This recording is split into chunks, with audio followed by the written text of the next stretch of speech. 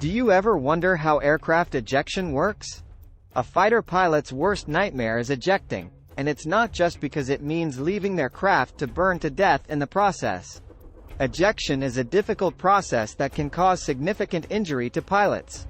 The power of the explosion caused by the rockets under the seat is sufficient to break collarbones and severely bruise both shoulders from the harness straps if the pilot is thrown violently from the cockpit.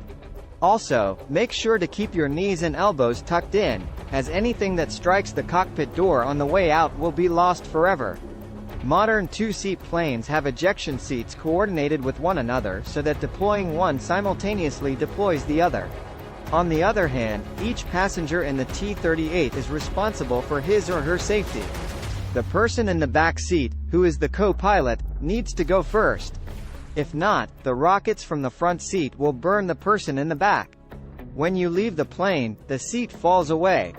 If you are low enough, the chute will open on its own. Hopefully, you will gently float to the ground. Even if you grabbed the levers and exited the jet, your job is far from over. While most of the system is meant to run automatically, that is no guarantee that it will. Airmen refer to the small red knob on the left side of their harness as the red apple. They are activated by a small metal key attached to their harness's main belt and pulled when they eject. If you are at an altitude of 14,000 feet or less when you press the button, your parachute will open automatically. Going any further would put your life in danger, either from the cold or the lack of oxygen.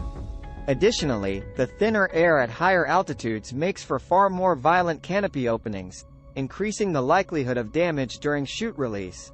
If you drop below 14,000 feet and your chute doesn't open automatically, you can pull a rip cord to do it yourself.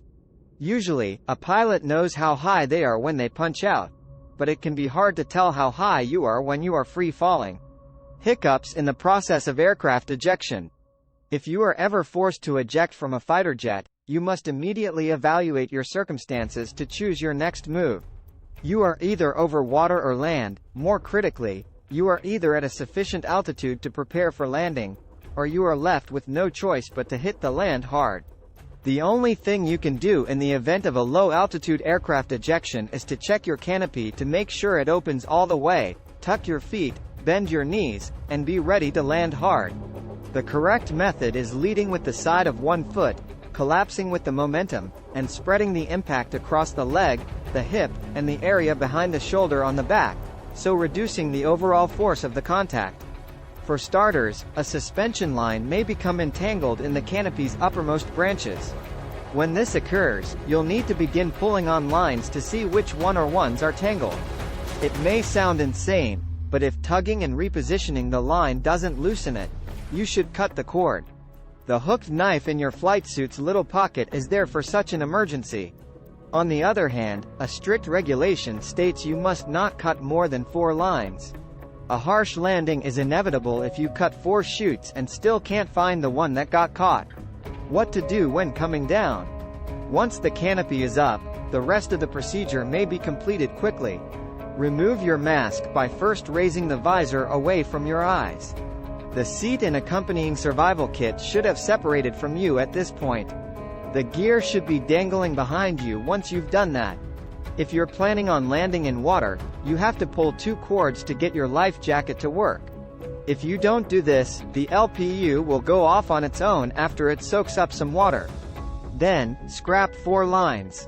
If you didn't have to cut any lines, your parachute is widely deployed, and there are no holes in the parachute, you will be asked to pull down on both steering lines to your hips, severing 4 lines on one side of the parachute.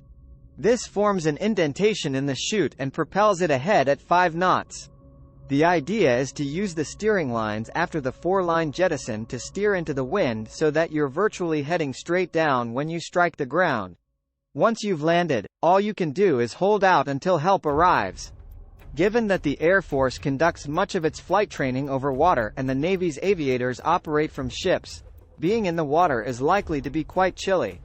Your seat kit includes the following: an inflatable life raft for 1 person, a smoke signal, a knife, first aid kits, water, other necessities in an emergency. When it's late, and you're far from civilization, Search and rescue teams may not find you for hours or, in some cases, days.